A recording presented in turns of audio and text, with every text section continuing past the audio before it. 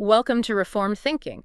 Imagine a powerful judge who just absolutely despises a specific law, Okay, yeah. but he can't strike the law down from the bench because it is wildly popular with the public and it has been on the books for So his years. hands are kind of tied. Right. So what does he do? Well, he launches a political campaign to prove the politician who drafted the law was just a total fraud. Oh, wow. Attack the source instead of the law itself. Precisely.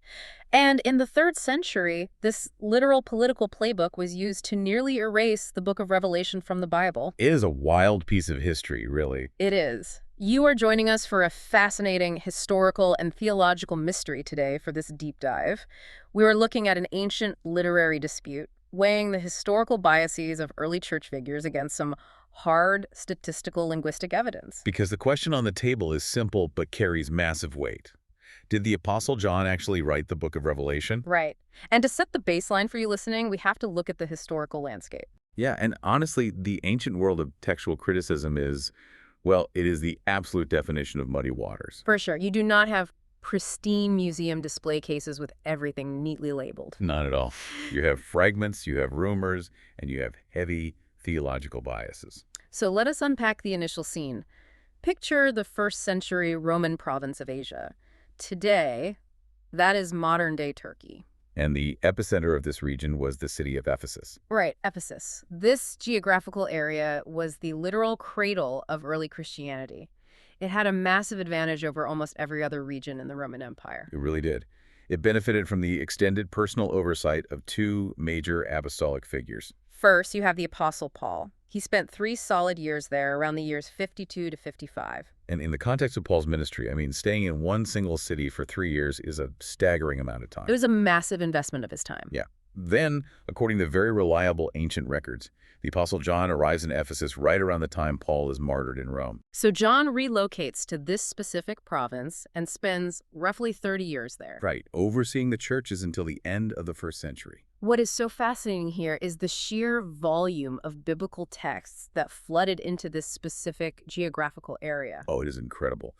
The province of Asia received the letters to the Ephesians, the Colossians, 1st and 2nd Timothy. The 3 Johannine letters, the Gospel of John, and of course, the Apocalypse, the book of Revelation. It is an unparalleled concentration of apostolic contact. And it did not stop with the apostles themselves. No, it did not. This same region produced notable 2nd century Christian leaders who were discipled directly by the apostles. We are talking about men like Papias, Polycarp, and later Irenaeus. Yeah, Irenaeus grew up under Polycarp's instruction. These men had direct, verifiable ties to this region and to the Apostle John himself. They were the next generation of leadership. That direct lineage is so crucial to keep in mind. We have a geographical epicenter overflowing with direct apostolic instruction. And the early Christians there universally accepted that the Apostle John wrote the book of Revelation. Absolutely. But here is the tension we are looking at today. Despite that overwhelming ancient consensus, 20th century modern scholarship often views the traditions coming out of this specific region with intense skepticism. Right. Modern critics look at the traditional claim that John the Apostle wrote Revelation, and they basically shake their heads. They argue that it cannot possibly be true. So we have to figure out why modern scholars would doubt such a strong, geographically rooted consensus. Yeah, where does this skepticism actually come from? Because it does not originate in the 20th century. Not at all. To understand the modern doubt, we must trace the origin all the way back to a specific 3rd century figure. A guy named Dionysius of Alexandria. Right. Let us set up the profile of the man who started this whole controversy. So Dionysius was the overseer of the Alexandrian church from the year 247 to 264. And Alexandria, located in Egypt, was a massive intellectual hub. It was known for its great library and its philosophical schools. Yeah. And Dionysius was a highly distinguished pupil of the famous theologian Origen. We should be completely fair to Dionysius right from the start. He possessed very strong Christian credentials. Oh, absolutely.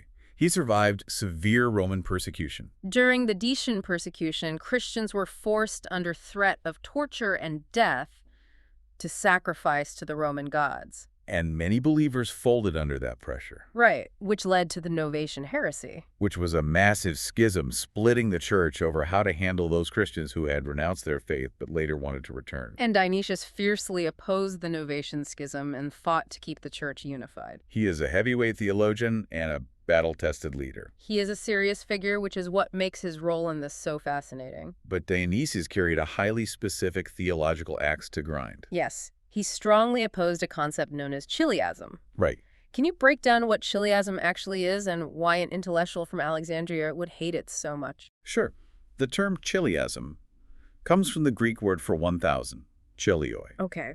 It is the relief, drawn straight from Revelation chapter 20, that Jesus Christ will return to earth and establish a fiscal, geopolitical kingdom for a literal 1,000 years following the resurrection. Then because of his training in Alexandria under Origen, Dionysius preferred an allegorical method of interpreting scripture, Yes, Alexandrian thinkers were heavily influenced by Greek philosophy. which taught that the material physical world was inferior to the spiritual realm. Precisely. So the idea as a physical kingdom on earth sounded unrefined and overly literal to an Alexandrian intellectual. Dionysius believed the 1,000-year reign mentioned in the Book of Revelation had to be purely spiritual or symbolic. Right. And he runs into a major obstacle with a man named Nepos.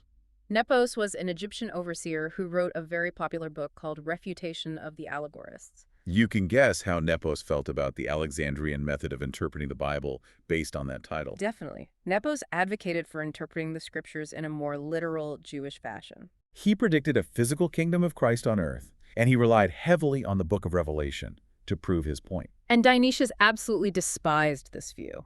He despised it so much that he went on a dedicated campaign against the followers of Nepos. Nepos had passed away by this point, but his book was spreading everywhere. Dionysius actually held a 3-day debate in a rural district to convince the followers of Nepos to abandon this literal interpretation of a 1,000-year earthly kingdom. 3 days. That is intense. Yeah, and he managed to persuade many of them, but he recognized a massive tactical problem. The followers of Nepos were using the Book of Revelation as their primary proof text. Right, and at that time, the entire Orthodox Christian world accepted the book of Revelation as inspired scripture written by the Apostle John. This goes back to the judge and the law analogy we opened with. Exactly. Dionysius is backed into a corner. He hates the literal millennial implications of the Book of Revelation, but he cannot outright ban a widely accepted canonical book without causing a massive uproar. So, does Dionysius attack the book of Revelation because he hates its literal implications, but uses a backdoor method to discredit its literal interpretation by attacking the author? That is precisely the strategy he deployed. It was brilliant, politically speaking. Because the apocalypse was already widely accepted by the church, Dionysius found a backdoor. He claimed that an inspired holy man named John wrote the book, but he insisted that it was definitely not the Apostle John. By separating the book from apostolic authority, he could subtly downgrade its theological weight. His logic was simple. If the Apostle John did not write it, then maybe its literal description of a 1,000-year kingdom did not need to be taken so seriously. Let us systematically break down the case Dionysius presented to the church to back up this bold claim.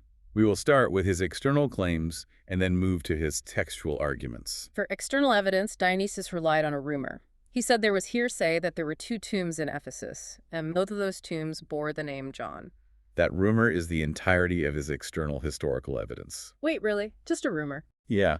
He suggests that because there might have been 2 tombs with the name John, a different John must have written the Apocalypse. I have to push back on that logic. That is incredibly weak hearsay. It really is. Relying on a rumor about 2 gravestones in a city hundreds of miles away, across the Mediterranean Sea, to overturn an established apostolic authorship is baffling. Especially since John was one of the most common names in the entire ancient world. Right. Finding 2 tombs with the name John in a major metropolis like Ephesus is like finding 2 graves named Smith in London and concluding a different Smith wrote a famous book. It is highly theoretical, and it completely lacks any reliable historical tradition. You are absolutely right. It is entirely circumstantial. Dionysius likely knew his external historical evidence was flimsy, which is why he leaned so heavily into internal textual arguments. He wanted to prove from the text itself that the Apostle John could not be the author. And the first of these internal arguments is what we can call the name game argument. What specifically is the name game argument? Well, Dionysius pointed out that the Apostle John never named himself in his gospel or in his 3 epistles. Right, in the Gospel of John, the author deliberately avoids his own name, referring to himself anonymously as the disciple whom Jesus loved.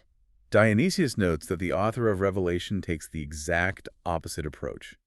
The author names himself 4 distinct times. 3 times in chapter 1 and once in chapter 22. And Dionysius argued that this radical shift in behavior proves they are different authors. I can see why that sounds convincing on the surface. Yeah, that sounds plausible at first. If I am the Apostle John and I write a massive, sweeping historical biography like the Gospel without ever naming myself, why do I suddenly feel the ego-driven need to stamp my name 4 times in Revelation? It does seem suspicious. But I wonder if different literary genres require different authorial signatures. That is the core of the issue right there.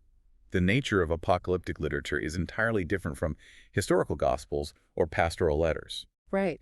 Prophetic visions require the explicit identification of the human receiver to authenticate the divine message. If a person writes a letter to a church they know well, anonymity is an act of pastoral humility. But if someone claims to have been taken up into heaven, to have seen the risen Christ in glory, and to have received visions of the end of the world from angels, the immediate question for the church is going to be, who are you to claim this? That makes perfect sense. The author has to state his name to provide an apostolic guarantee of the vision's validity. If an anonymous source sent you a letter detailing the end of the world, you would throw it away. You need the signature of an apostle to take it seriously. Furthermore, Dionysius' logic is highly inconsistent when applied to the rest of the New Testament. Oh, how so? Dionysius fully accepted that the Apostle Paul was the author of the book of Hebrews, yet Paul is entirely anonymous in the book of Hebrews. Ah, I see. Paul names himself in his 13 other letters, Romans, Corinthians, Galatians. He always starts with Paul, an apostle. But in Hebrews, he drops his name completely. And Dionysius was perfectly fine accepting Paul's authorship of Hebrews despite the missing name, but he uses the exact opposite logic to deny John's authorship of Revelation. That is a glaring double standard. He is applying the rules selectively to get the result he wants. He gives Paul a pass for changing his signature style, but he uses the same change in style to condemn John. But let us go to his next point, the structural argument. Okay, what did he claim there?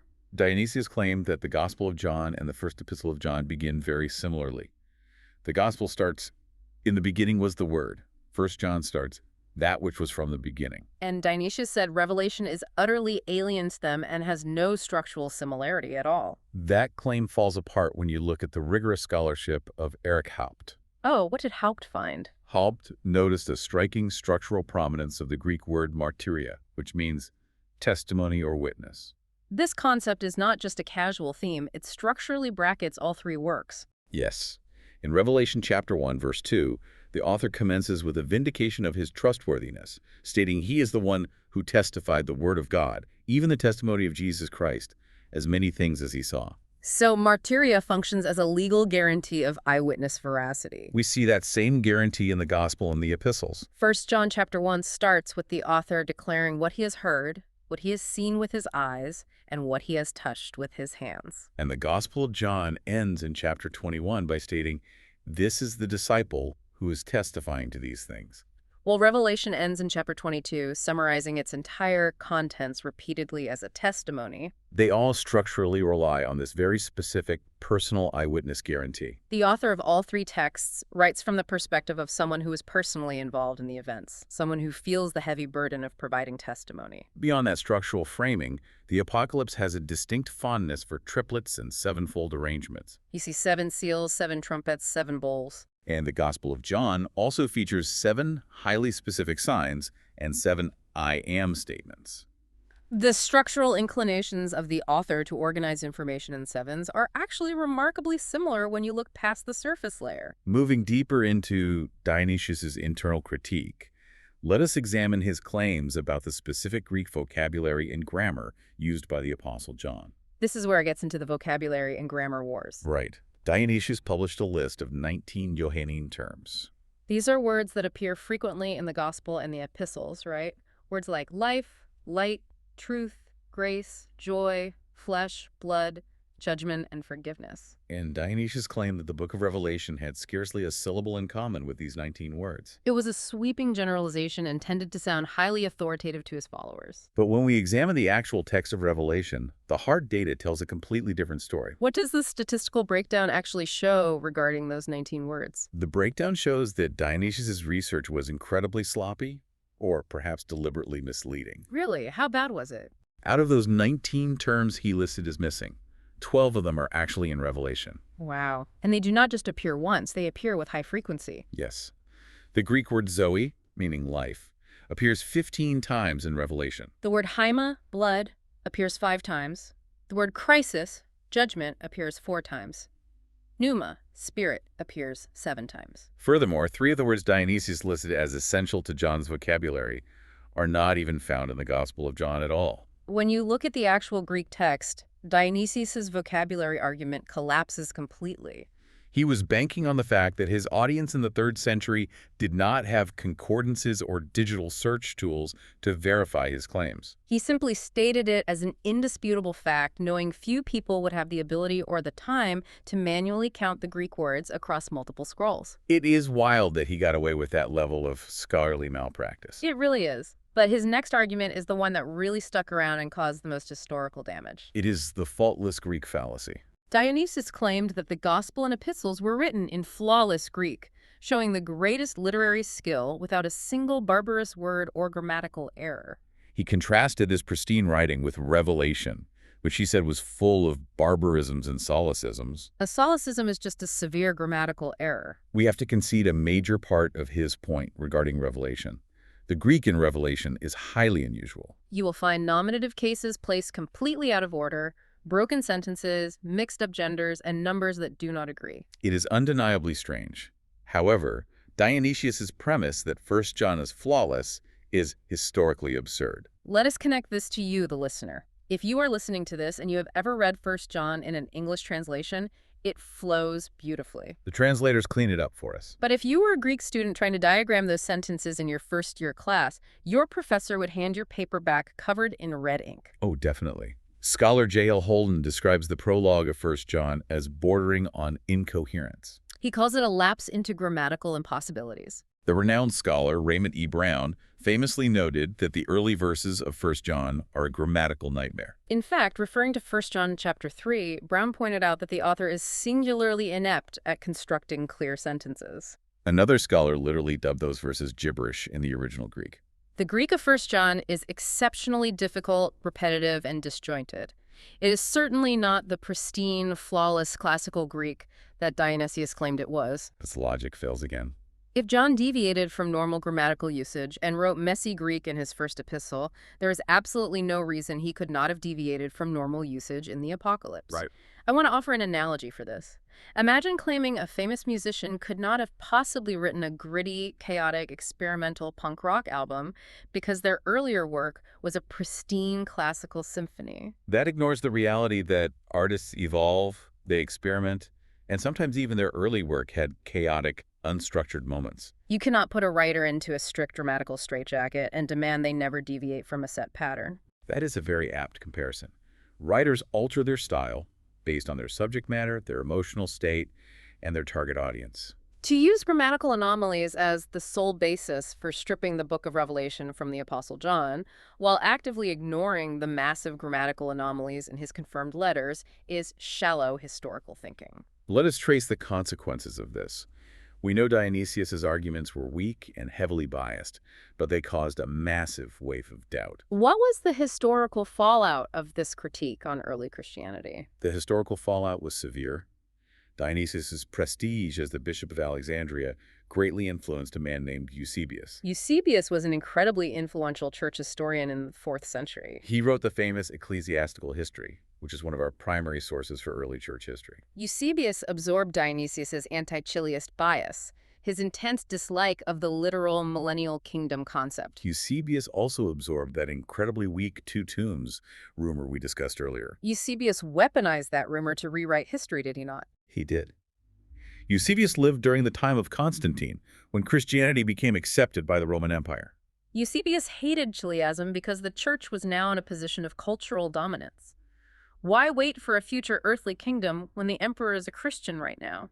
So Eusebius used the two tunes theory to reinterpret a quote by the early church father Papias. Eusebius essentially invented the theory of a man named John the Elder, whom he claimed was a completely different person from the Apostle John. He argued that this supposed John the Elder wrote Revelation. Eusebius went so far in his bias that he openly insulted Papias, calling him a man of very little intelligence simply because Papias believed in a literal millennium based on Revelation. That is brutal. He is attacking the intelligence of a man who was reportedly discipled by the apostles themselves just to protect his own allegorical theology. It is astonishing how close the book of Revelation came to being pushed out of the accepted texts entirely. But it was rescued by another major figure from Alexandria, a man named Athanasius. Athanasius essentially saved the book of Revelation for the canon. Athanasius is famous for standing against the world on major theological issues. He looked at the situation regarding Revelation and valued the unanimous early historic consensus of the church over the biased modern critical theories of Dionysius and Eusebius. Athanasius recognized that the earliest Christians, the ones closest to the apostles in time and geography, uniformly accepted the apostle John as the author. Figures like Justin Martyr, Irenaeus, and Tertullian all affirmed it. Athanasius trusted that early collective witness over the speculative literary analysis of the 3rd and 4th centuries. This brings us to a crucial synthesis. For you listening right now, we can draw 4 core principles from this historical myth. 4 principles for evaluating ancient texts. The first principle, theological bias, heavily distorts objective textual analysis. Dionysius hated the idea of a literal millennium, and that bias blinded into the actual textual data. He twisted facts and fabricated statistics to fit his preferred theology. The second principle is vital for understanding early Christian history. For the early church, apostolic authorship was the primary requirement for canonicity. A book was considered authoritative because it was tied directly to an apostle who was commissioned by Christ. If you remove the apostle John as the author, the book of Revelation loses its claim to be authoritative scripture. The early church understood this mechanism, which is why Dionysius attacked the authorship rather than the contents directly. Principle number 3. Relying solely on internal literary evidence, like grammar counting and vocabulary lists, to overturn a strong ancient consensus is highly subjective and incredibly dangerous. You can cherry-pick data to prove almost anything you set out to prove, just as Dionysius did with his fabricated list of 19 missing words. And the fourth principle, ancient traditions preserved by the earliest Christians are remarkably reliable. The believers in the 1st and 2nd centuries living in Ephesus were not ignorant. They knew who lived in their city and who wrote their texts. Assuming that modern critics, sitting hundreds of years later, always know better and can overrule early testimony based on subjective literary analysis is an arrogant historical posture. We owe a high level of respect to the collective accuracy and integrity of those early Christian communities. Having completely dismantled the arguments against John's authorship, let us pivot and build the positive case. Let us look at the hidden linguistic fingerprints that prove the Apostle John really did write the book of Revelation. Because when you look closely at the Greek text, the documents are astonishingly connected. Where should we begin with the vocabulary parallels? We should begin with a massive theological concept. Across the entire New Testament, only the Gospel of John and the book of Revelation call Christ the Word. In Greek, the phrase is hologos. This is a uniquely Johannine fingerprint. No other New Testament writer uses this specific title for Jesus. And it gets even more specific than a title. Both texts uniquely quote Zechariah chapter 12, verse 10. They shall look on him whom they pierced. You find this quotation in John 19.37, describing the crucifixion, and you find it again in Revelation 1.7, describing Christ's return. Can you explain the fascinating mechanism at work in the original languages here? This is a major smoking gun. Usually, when New Testament writers quote the Old Testament, they use the Septuagint. The Septuagint is the standard Greek translation of the Hebrew Old Testament, created by scholars in Alexandria centuries earlier. It was the default Bible of the early church. But in this specific instance, both the Gospel of John and the book of Revelation completely ignore the standard Septuagint translation. Instead, they both bypass the Greek and translate directly from the Hebrew text. Huh? And they both use the highly specific Greek verb ekentio, which means I pierce.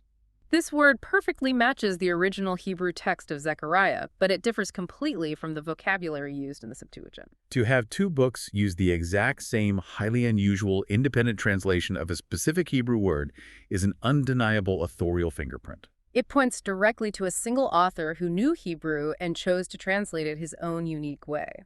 That is the kind of hard evidence that is impossible to dismiss as coincidence. We also see shared, unique terms across the books. The Greek word arnoion for lamb is used extensively in Revelation to describe Christ. And the only other place it appears in the entire New Testament is in the Gospel of John, chapter 21. Both books use the rare verb skinu, meaning to tabernacle or dwell. Both books share the distinct theological concept of offering living water. But let us move from vocabulary to syntax. What does the statistical data on grammatical quirks tell us? The statistical data heavily favors a single author. You mentioned articular participles earlier. Let us explain what that actually is. Think of an articular participle as a very specific linguistic habit.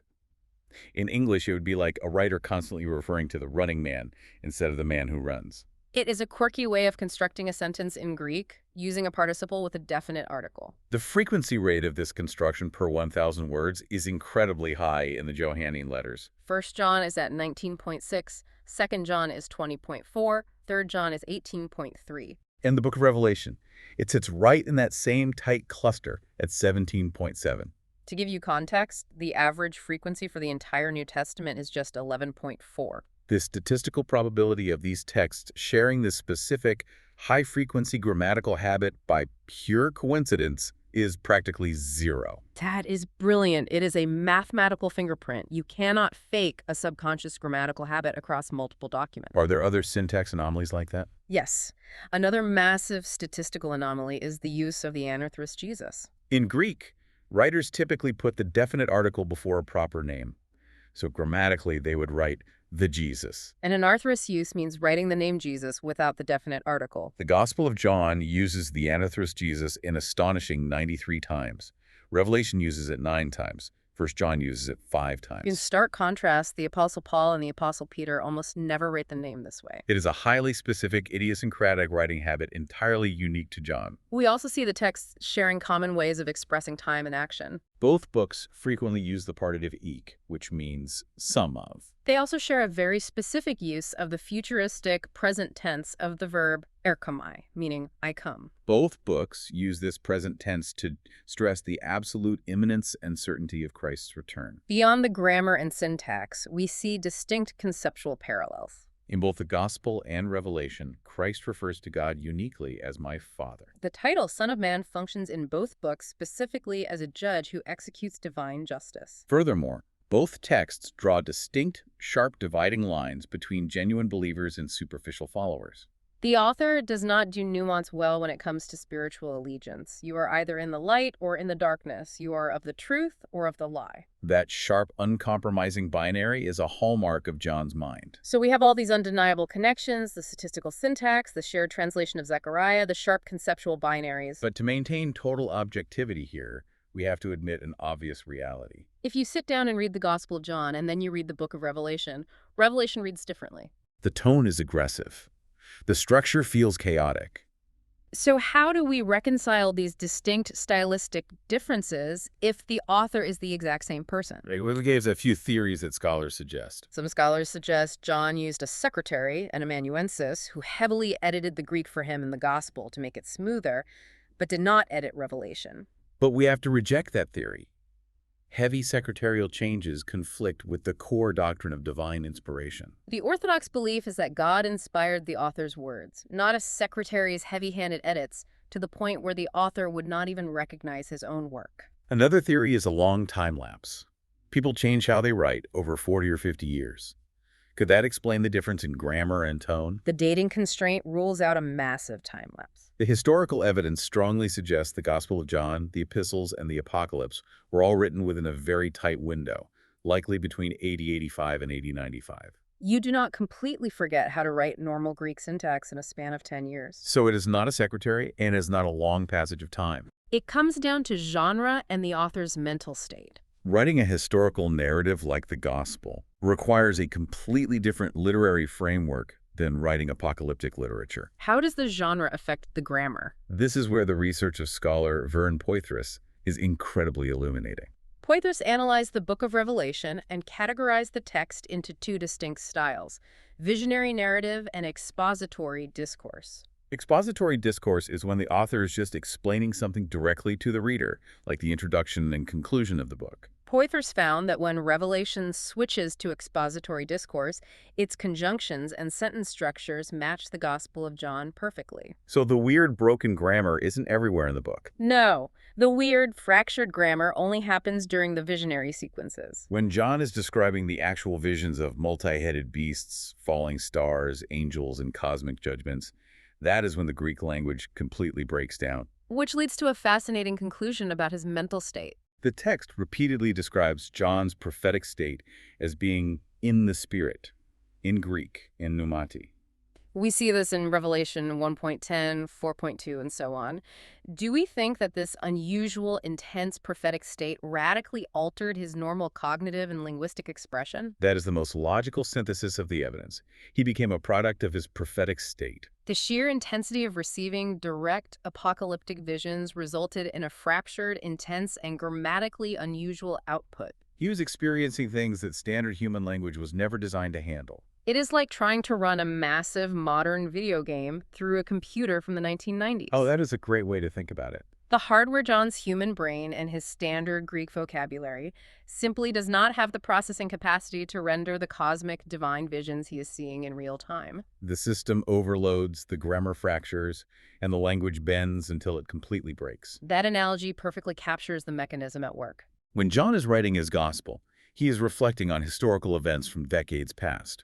He has time to process, to choose his words carefully, to structure his narrative. But when he is in the spirit receiving the apocalypse, he is overwhelmed by the immediate, terrifying reality of the divine presence. The grammatical anomalies are not the result of ignorance. They are the byproduct of overwhelming awe. To sum up our investigation for you today, we started in the 3rd century with Dionysius of Alexandria, a bishop who let his political and theological hatred of a literal millennium drive him to create incredibly flawed, biased attacks against the Apostle John. We watched as those weak arguments, built on rumors and fabricated statistics, infected early church historians like Eusebius. But then we looked at the hard data. We saw the sophistical vindication of John's Greek vocabulary. We found the undeniable linguistic fingerprints. From the shared independent translation of Zechariah to the highly specific statistical quirks of articular participles, linking the gospel directly to the apocalypse. We leave you with a final idea to ponder. We discussed how John's mental state, while in the Spirit, literally fractured and altered his standard use of Greek grammar. What does that suggest about the sheer physiological and psychological weight of receiving a divine vision? Consider how encountering the absolute divine does not just inform the human mind. It completely disrupts normal human communication. It forces the human brain to push language to its breaking point just to describe the indescribable. It is a staggering thought to consider the weight of that experience. Like we said at the beginning, historical study in antiquity is murky. But sometimes when you look close enough at the muddy waters, you find the precise, undeniable fingerprints that have been there all along. Thank you for joining us for this deep dive into the textual history of the apocalypse. Keep reading, keep questioning, and we will see you next time.